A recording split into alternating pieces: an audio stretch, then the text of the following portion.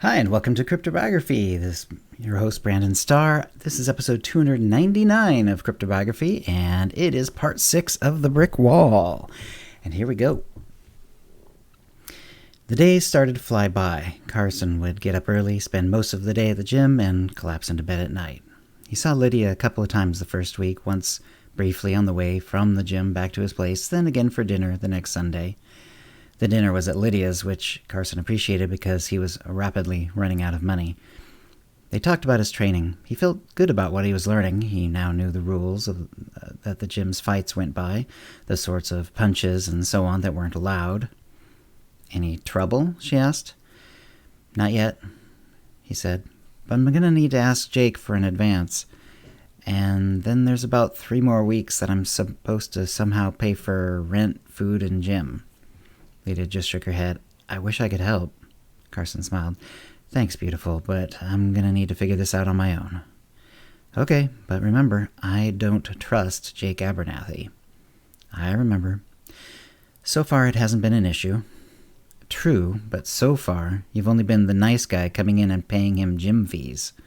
Carson had no argument for that.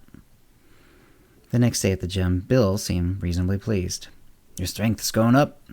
And you're able to keep your wind when I send you on runs. A few days and we'll put you in the ring for some sparring." "Okay," Carson said, not sure how he felt about it. "Tommy Dawson's coming along. He'll be ready to spar on Saturday. Let's set you up then." "Okay," Carson repeated, his mind a little distant. "You know what? You need a ring name. Carson Brax is a decent name, but a good nickname is useful." "Useful?" Carson asked. "Lets people remember you better," Bill said. "Boxing is show business as much as sports." Carson nodded. This made sense, though he hadn't yet connected it to his own situation. "You got a nickname? Maybe from when you were in football? Something your teammates called you, or better yet, that your opponents did?" Truth be told, there was nothing like that. But something Lydia had said when they had first met came back to him. "The Brick Wall," he said. "My nickname will be the Brick Wall." "The Brick Wall, huh?" Bill said, and a grin crossed his snaggletooth face. "I like it. Carson the Brick Wall Brax. Perfect. Now let's get back to making you as tough as that wall." As the week wore on, Carson found himself worrying about 2 things: his money, which was about to run out, and his first upcoming sparring match. Though a sparring match wasn't supposed to be quite as intense as an actual bout, Carson had little doubt that his opponent, Tommy Dawson, would be hitting hard. Tommy was in the gym some of the times the same times as Carson, and he could make the heavy bag move with his hits. Carson had been thumped pretty hard in football, but had never really been hit hard, in anger, by someone. He didn't know what it would feel like, or how he would take it, and that made him uncomfortable. On Thursday, he saw Jake and screwed up his courage to ask him for $10, enough to pay his rent, get some food, and pay the next week's gym dues. "Hey, I thought you were supposed to be paying me," Jake said. He saw Carson freeze in embarrassment. "Kidding, kid," he said, and pulled out a few small bills. $10 in advance. "Thanks," Carson said, and wheeled out of the little office. He almost ran back to Bill for his next exercise. He worked extra hard the rest of that day, as though to prove to Jake he was worthy of the advance, this despite hardly seeing the gym owner again that day. Bill started to correct his form. "You've been reading old boxing books, haven't you?" he asked. Carson nodded. "Well, don't. You wear gloves now, and that changes the game entirely." "How?" Carson asked, still practicing his ducking and bobbing. "When it was bare knuckle, no one wanted to hit the other guy in the head.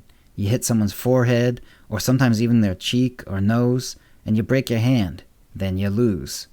Because of that, you didn't have to worry so much about headshots. You had to worry about body blows.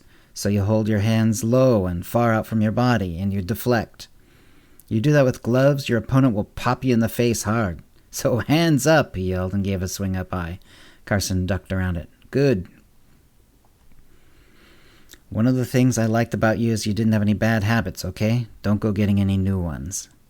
"Gotcha," Carson said, and meant it. He wouldn't take any advice on boxing from anyone else. Though he was no expert, he felt like Bill knew what he was talking about. The night before the sparring match, he had dinner with Lydia. "Will you be coming?" he asked. "I've been thinking about that. Since it's a sparring match, I think I will. That way, I'll know for sure if I want to be there for the real thing.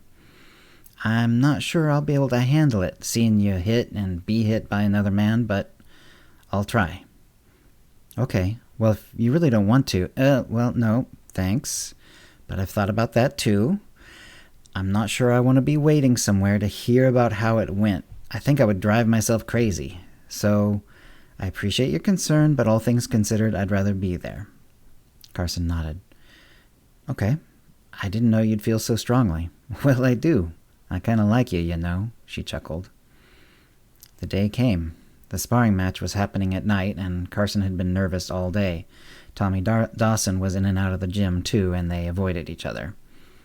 Carson didn't want to fight on a full stomach, but he didn't want to be hungry either, so he had a large lunch with Lydia, who didn't work weekends at the local tailor shop, where she sewed buttons and did other simple work. She hoped to learn more, gain skills that would pay better. For now, she earned enough to get by. The evening came, and people came crowding in. There was a minimal charge, not enough for a purse, just enough to make Jake a little happier. But the crowd was spoiling for the fight ahead, sparring a match or no.